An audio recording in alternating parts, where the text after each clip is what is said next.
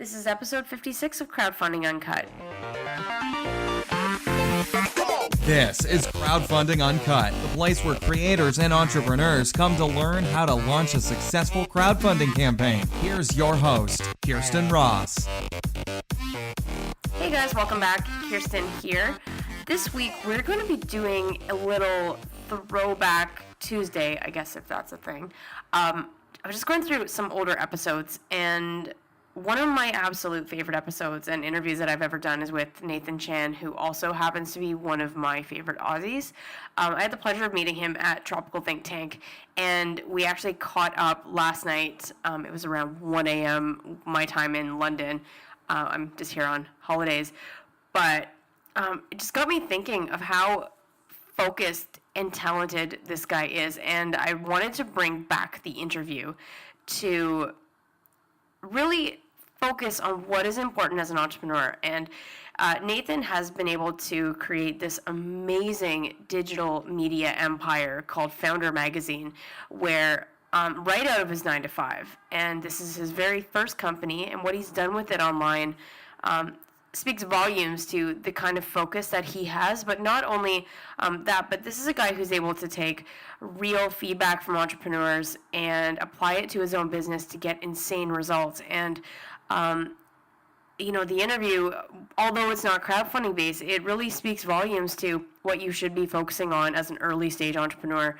And if you are launching a product online, you really have to look at it as the beginning of your entrepreneurial journey. If your project succeeds, which I hope it does, you are creating a business, and you do need to think longer term focus, which is why I love having this show be not only focused on crowdfunding, but more at the longer scope. So it's a fantastic interview. I felt that in the spirit of everything, this would just be great to bring him back onto the show. Not back onto the show. It's not a new interview, but it's an older interview. So for new listeners, you will get the. Do you like the London sirens, by the way? If any of the listeners here are from London, you are going to realize that happens about 10 times in an hour because we're on one of the high streets. But anyways, this I just wanted to throw back and bring back Nathan's interview on because it's just one of my favorites, and it's one of the audience favorites as well. Special thanks to the guys over at BackerKit for sponsoring this episode. BackerKit is a crowdfunding fulfillment software tool that helps you, the project creator, deal with all the nasty stuff once your project is finished, such as customer fulfillment, order upsells, surveys, and all that stuff so that you can focus on what is most important, which is building your business. Head over to backerkit.com for more information. Highly recommended, though. They've worked with over 2,000 project creators and fulfilled orders to more than 3.5 million backers. So head over there. And apart from that, if you are a new listener to the show, we want to get you started with our crowdfunding toolkit. So this is loaded with our must-listen-to episodes, as well as a guide that's going to help you focus on what you need to build your audience before you launch. If you are in the U.S., text UNCUT to 66866, or everywhere else, go to crowdfundinguncut.com and just take advantage of that. But why don't we get on to the interview? So Nathan, I'm really excited to have you on the show today. Yeah, it's great to finally connect. Yeah. So as I mentioned in the intro, you are the founder of Foundr Magazine in Australia. Are you mainly a digital publication, or are you offline as well? So yeah, we're digital only. Okay, that's fantastic. Better for the environment, I guess. Yeah, you could say that. To be honest, the reason that I published it as a digital publication was one, the cost of producing a digital publication as opposed to a print publication is significantly less. Yeah. And I just believe that, publishing also is going through a time where print is slowly dying. I think eventually print will probably be maybe like records are. So like people will still have them and they'll still be around, but they'll be more like definitely be a lot more scarce Like a from an novelty environmental. item, I guess. Yeah. I think that it'll be more of a novelty. There is something nice about holding a book, like a print book or a print magazine. But from a cost perspective, that's always been a big thing because when I started Foundr, I launched it while I was working my full-time day job, and I built it up to replace my income so I could leave my day job. And I kind of just ran with it, also in the fact that I was using a off-the-shelf publishing software called Magcast, and that kind of showed me the ropes, what would have you to, I guess, build a digital magazine. Now, you were working in the publication space before you decided to launch your own magazine. Is that correct? No. No. I was working at a travel company called Intrepid Travel in IT support. Fantastic. So the reason I asked that question is a lot of people will assume that just your business right now, that you've made a huge success online. Like you've had hundreds of thousands of downloads in the Apple Store, and people just assume that, well, you had this as your background, and so you can easily transition that into creating your own business around it. So the fact that you didn't is amazing. Oh, well, thank you. No, it's the exact opposite. Like I knew nothing. I was quite naive. So let's talk about that, because this I've been an entrepreneur for several years, and I'm very used to seeing entrepreneurs go through the first or second business fail, and then third business, that's three times the charm. But with you, this is your first business, and you've made it into a success story. And I'd love to talk to you about how you decided to create a digital publication and why you chose the entrepreneur route, like what was going through your head when you came up with this idea. And what it was like. Yeah, well, thank you. So, I guess, when I first wanted to start a digital magazine, I was actually going to do it on horse racing. And because horse racing is really big here in Australia, especially in Melbourne. We have a carnival for it, which happens over a series of months during spring. It's called Spring Carnival, and one of my best friends and housemates at the time, he's a horse racing journalist, and I'm actually the kind of person that always does things with someone else. So it was actually kind of quite unlike me as a person, and just my nature to do a business solo. Like if there was anybody that was going to start something, like for me, usually, the old me, I wouldn't have done it by myself. I'm not that independent in that sense. Okay. So I was going to do this horse racing magazine with my friend, and my friend was a freelancer. But then my friend Ben, he got a job in the horse racing industry, and then he kind of was just like, yeah, I can't really do it. I don't have the time, this and that. And what was going through my head at the time, I guess, was, well, should I do it on fashion or men, like a men's magazine? And that's like, that could be interesting. But then I just thought to myself, like, I listened to podcasts. I was interested in entrepreneurship. I wanted to know, what it took to build a successful business myself.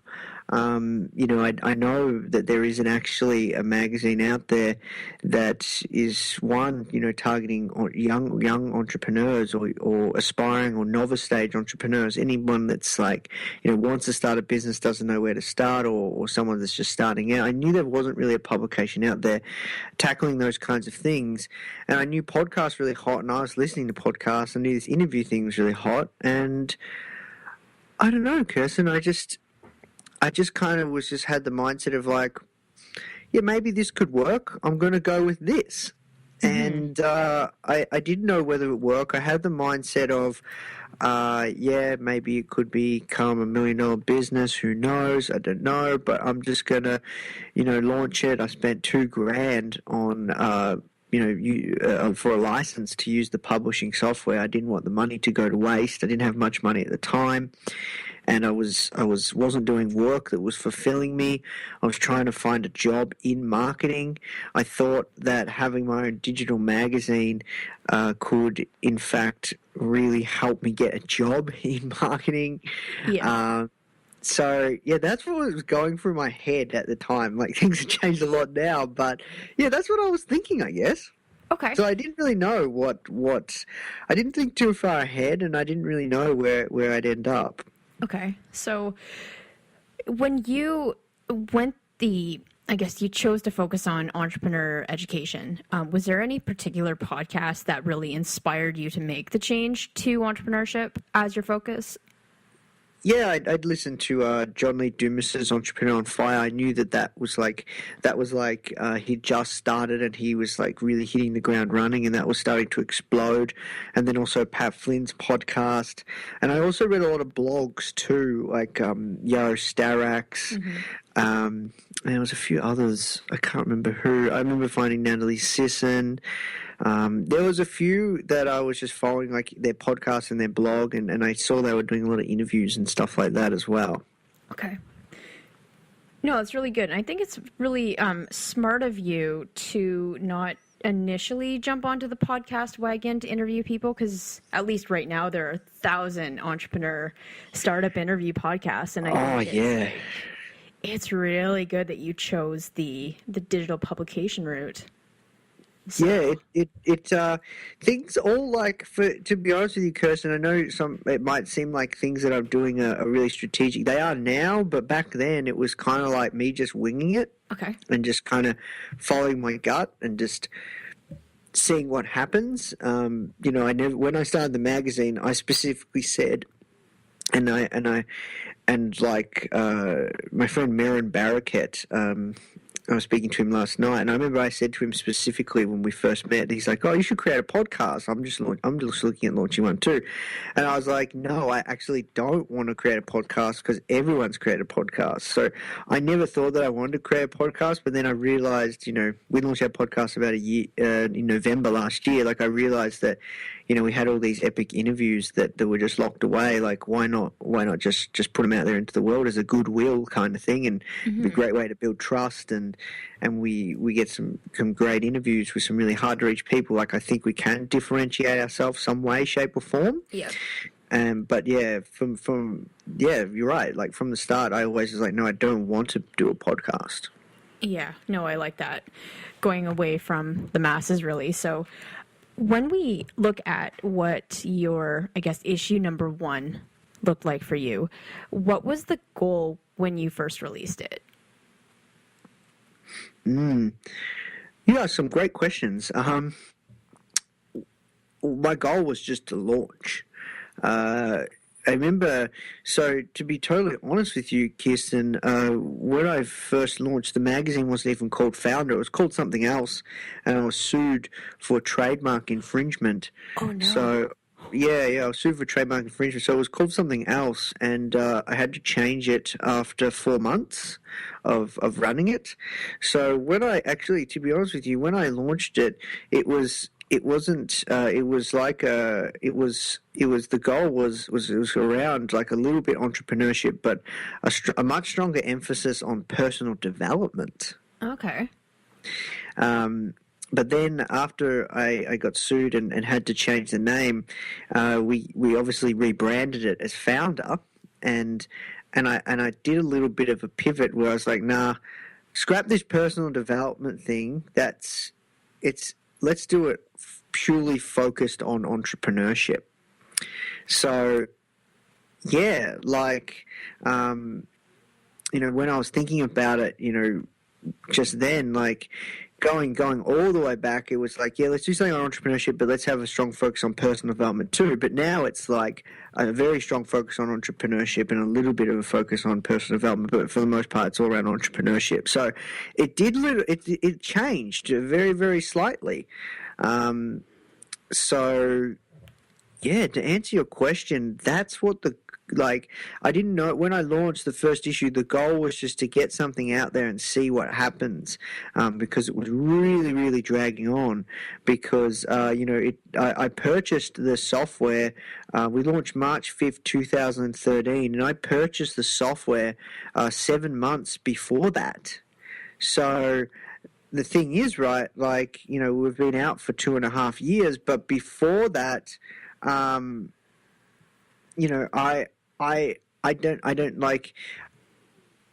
been doing it and trying to work on a business for 3 years, so that's, to me, feels like a long time.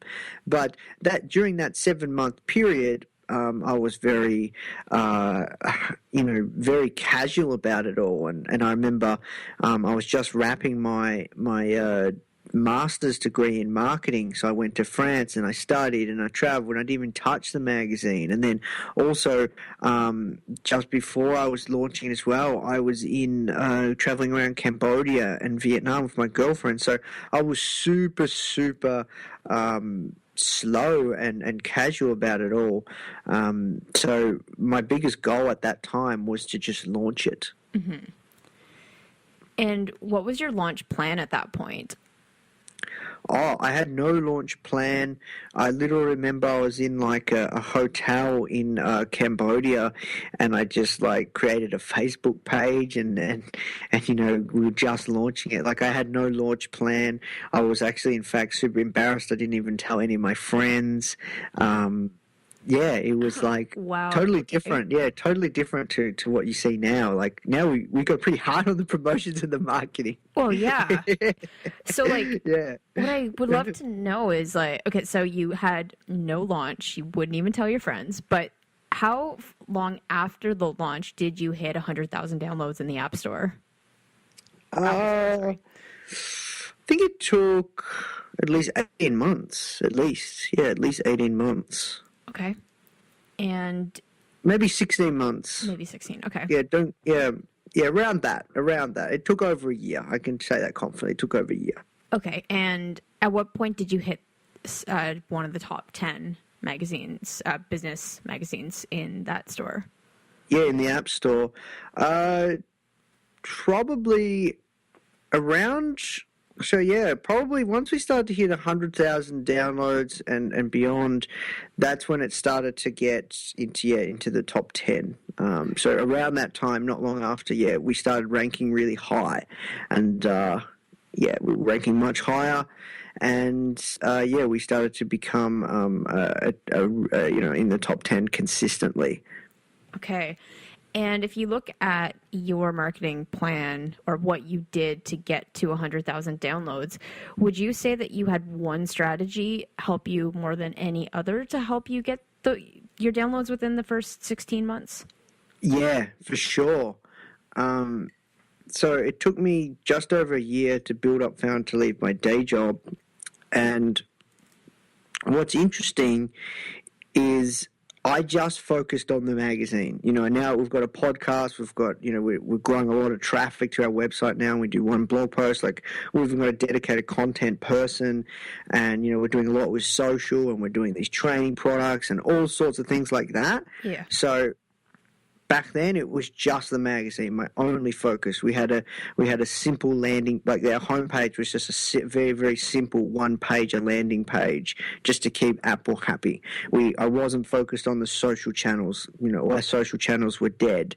We obviously weren't doing blog posts. We didn't have any training stuff. We had no podcast. So my only focus was the magazine, and I think I got very, very good at SEO for the App Store. That was the only thing that I was focusing on from a marketing strategic standpoint, was just optimizing, and that I felt that was my lowest hanging fruit. Because if somebody was searching on the App Store for key search terms like business or startups or something, and even entrepreneurs or entrepreneurship, I knew that if they were searching for those keywords and I could show them Foundr, then they would be interested in our stuff and potentially become a subscriber. And I also knew that if people were searching for Entrepreneur Magazine, Fast Company, Forbes, or any of those, that we're a cool, funky alternative to that. So I tried to piggyback off those big brands, and we still do to this day. Not as much as we used to, because Apple is a little bit cracked down on it all, but still, if you search for Entrepreneur Magazine, we will come up next to them. We're number 2. Wow. So Okay. just little things like that has gone a very, very long way. It cost me nothing, and that was a very, very big focus. And also utilizing influencers from a social proof standpoint, because and really playing on that. Like once we got Richard Branson for issue number 8, that's when things started to change for us, Kirsten, because I just put that cover everywhere. It was in our screenshots. It was our default cover. So if somebody was searching, it's going to change soon, and they're actually going to remove the newsstand. But what currently happens right now and has since the beginning is if you have a magazine in the App Store, your logo is actually your latest cover issue.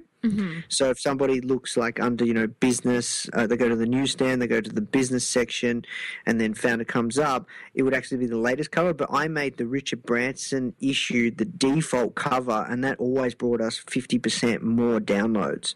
So just little things like that has gone a very, very big way, because I was really showcasing that we feature influencers, and that Richard Branson piece has been very, very powerful in order for us to build trust and for people to take us seriously. And I put in the screenshots. I put it in our default as a default cover, and then I also used it when I was pitching other influencers to feature in the magazine as well.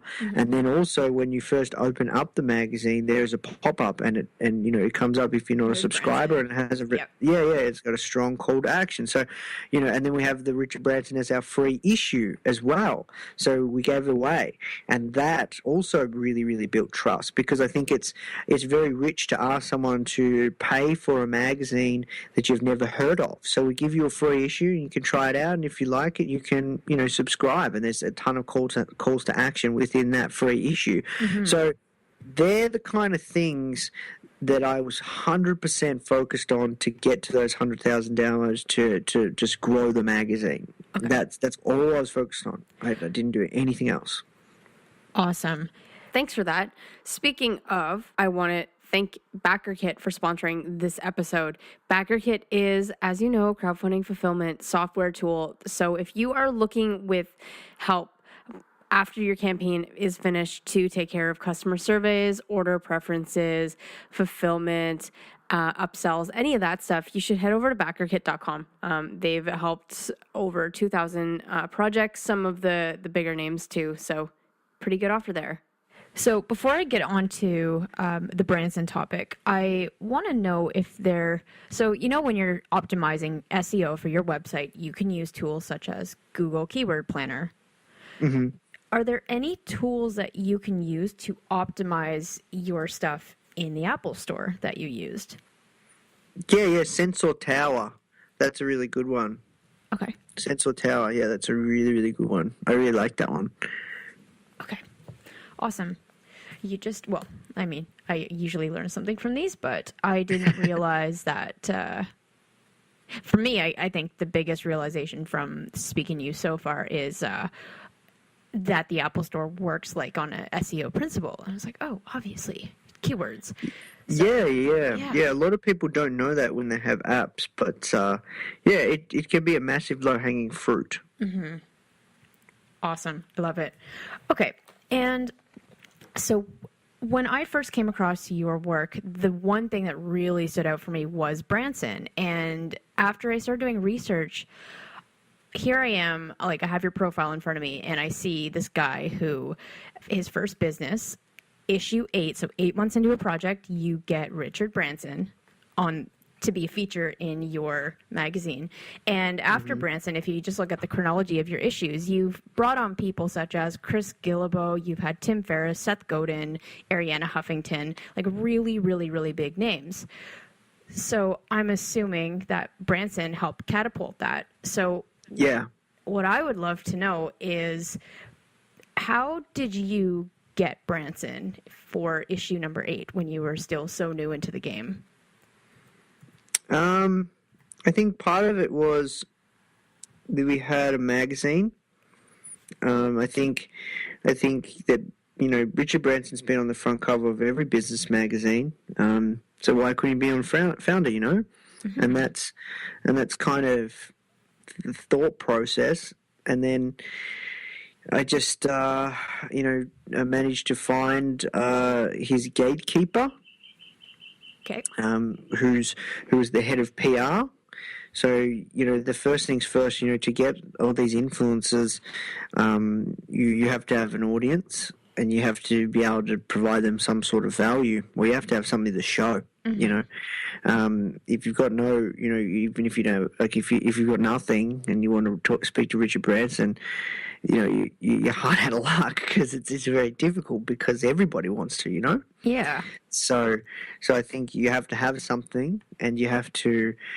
Having a magazine definitely helped us, and then also you have to find the right person you need to speak to, and with those core principles, I've used that to get all sorts of influencers and well-known entrepreneurs on the front covers of our magazine.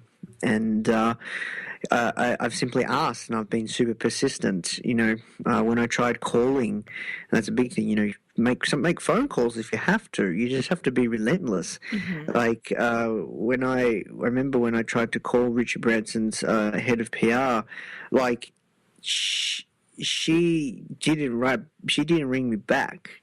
So it took about 4 to 5 phone calls and voicemails for me to actually catch her, to actually pick up the phone. So I think there's a lot to be said in that, because, if I had just called her, left a couple of voicemails, I could have given up. You know what I mean? Mm-hmm. So I think there's a lot to be said in just being super persistent as well. And, I called her up, I got on the phone with her, managed to catch that person. And she said to me, look, how long have you guys been around for? And I was like, about 4 months. And she's like, oh, wow, you're really new. And I was like, yeah. And then she's like, and I was super nervous, Of course. I say it with confidence now, but I was super nervous, and I was stumbling, and you name it. And she was like, look, please understand that we get asked this question like at least 10 to 20 times a day. I'll tell you what, shoot me an email. I won't get back to you straight away, but I promise I will get back to you. And then I just sent a really good email and played on the fact that his first business venture was a magazine. And pretty much from there, the rest is really history. I pitched for a Skype interview, but they said that he was really busy and the best he could offer was an email interview, just a Q&A. And then I worked with his team. We came up with a whole ton of questions, we got his answers back, and then I worked with his team to come with a cover and a feature. And then we kind of just took it from there. And that's how we do it. Like, there's many different ways. We're actually going to write like a super in-depth blog post on how to get interviews with influencers. I've noticed that there isn't really anything out there that's like your go-to source. We're working currently as we speak on like the most epic, in-depth, 2,500 word plus blog post. Okay. Yeah, and it will go through absolutely everything, because there's a lot of different things I do. Like, that was just one strategy, but there's a lot of different things I do to get in touch with Ariana Huffington as opposed to Tim Ferriss, and there's many different ways you can try certain avenues. Okay. And that's how we got Branson, but still the same core philosophies exist. You have something to show, you have an audience, and you find the right person to pitch. And if they reject you, you ask when is a good time to follow up. and you actually follow up. Whether it's 6 months or 12 months or whatever, you actually follow up. And then when you follow up, you say, okay, well, this is how big our audience was when we pitched you 6 months ago or 12 months ago. This is how big it is now. And that's actually what we did with Barbara Corcoran. At first, she said no. Like her assistant, oh, sorry, I forget her name. I feel really bad. I forget her name, but she said no. They said no, and then I come back to them 12 months later, and they said yes.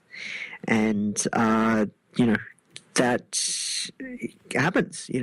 We pitched Jamie Oliver. Do you know Jamie Oliver? Yes, I do. Yeah, I do.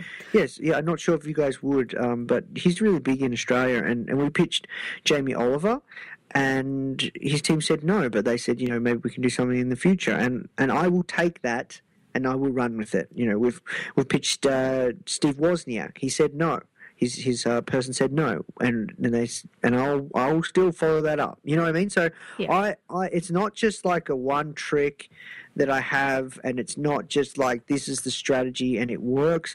It's a lot of consistency and a lot of relentlessness and hustle as well, and coming at it from different angles. But I will be going in depth in that blog post that's coming out in a couple of weeks. Well, I can't wait to read that. Awesome. Yeah, well, look, if anyone wants to read that, you can, if you go to our website and jump on our newsletter. That's the best way to find out when it goes live. Fantastic. And I guess going into the Branson pitch, would you being so new, because he was like your biggest fish early on. And would you say there was one strategy or one part of the strategy you used with him that worked?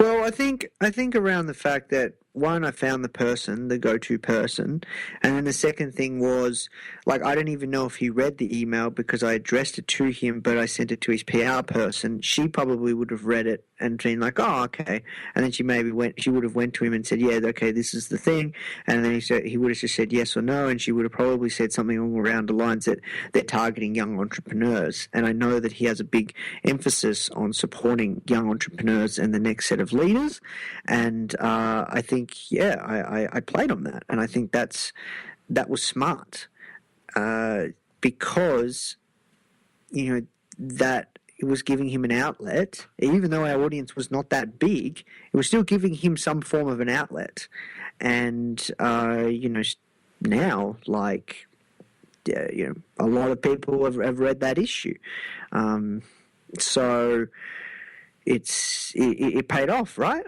Yeah.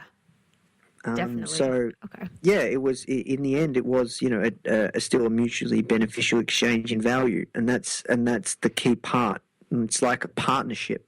You always have to find that, mutually beneficial exchange in value. Yes. See, that's part of what I was looking for, in that when you pitch these people, you have to look for why they would want to do it. For sure. I think that's the biggest thing, and you have to make it an absolute no-brainer. Like now, like my pitch back then was to Sir Richard Branson was a lot nowhere near as good as it is now.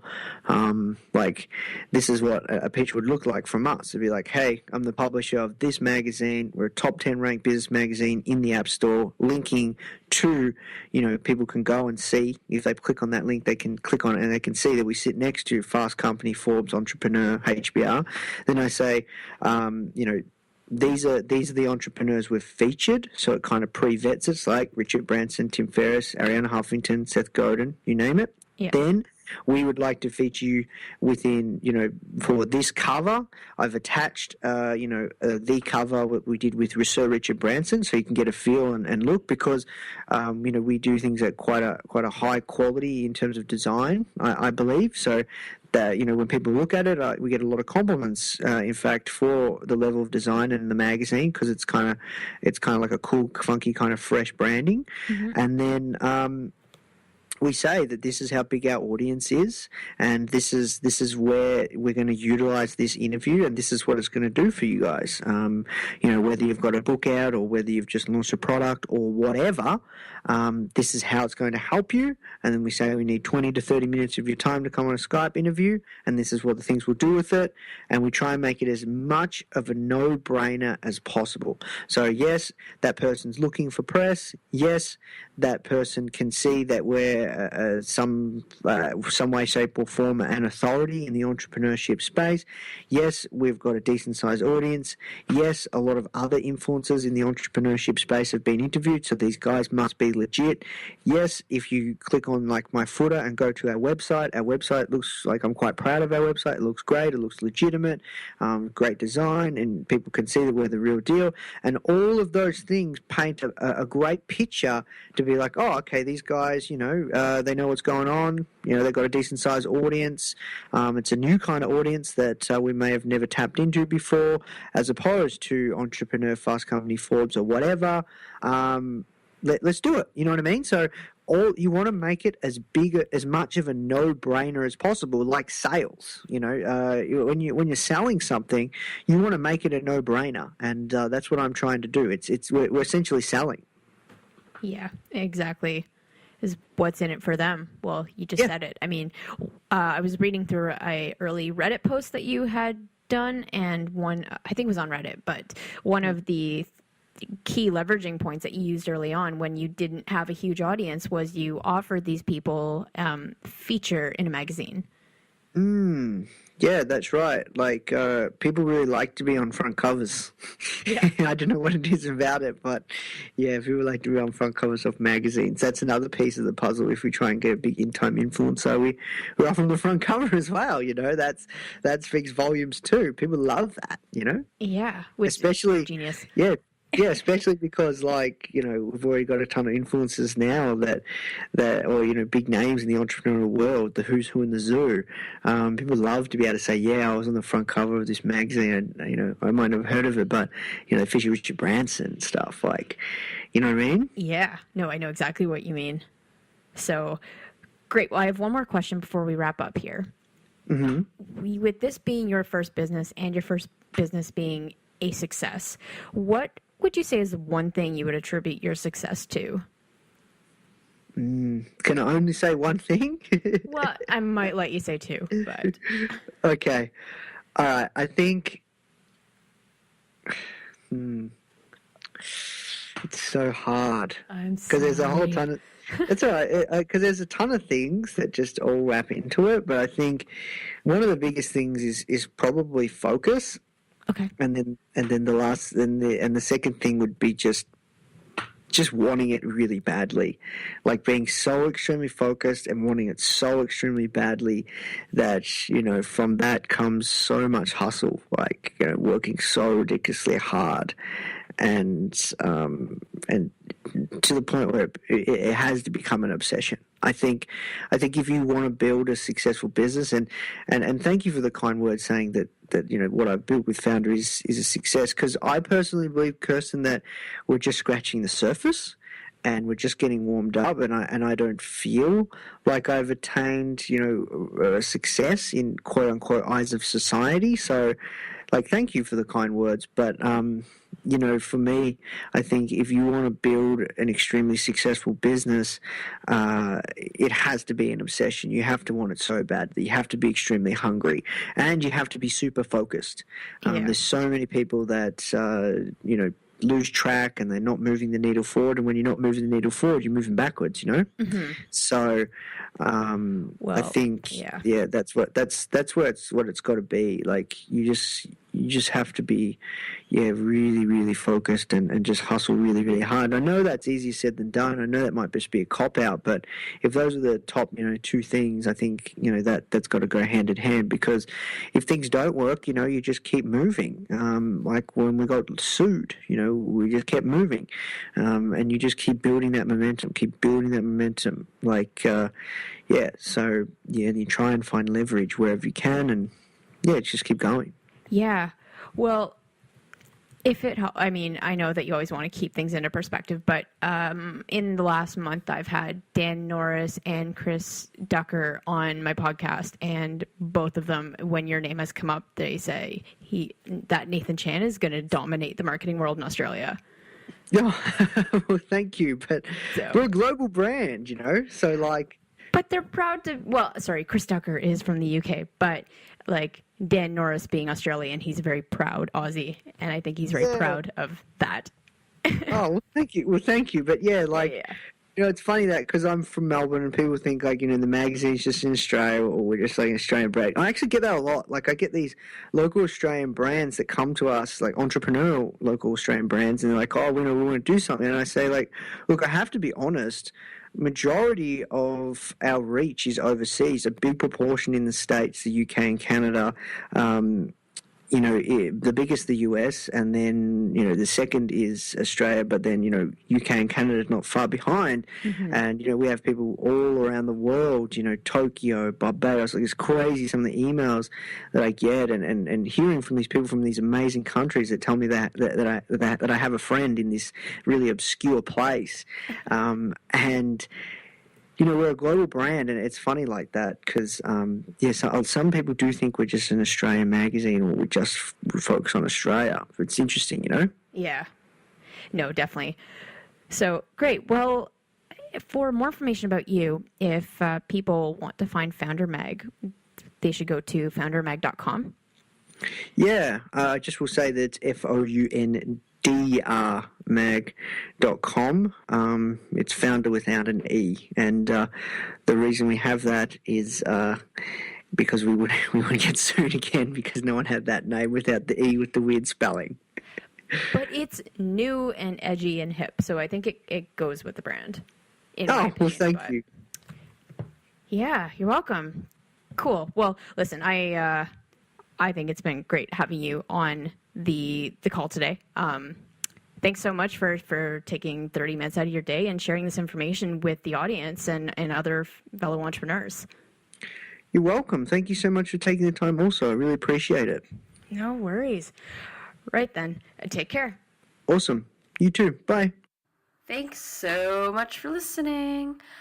Be sure to head over to crowdfundinguncut.com and subscribe so you don't miss any of our weekly tips and so that you can get instant access to our crowdfunding toolkit, which includes a guide how to build your audience, the 5 steps that I use pre-launch with the campaigns that I work on.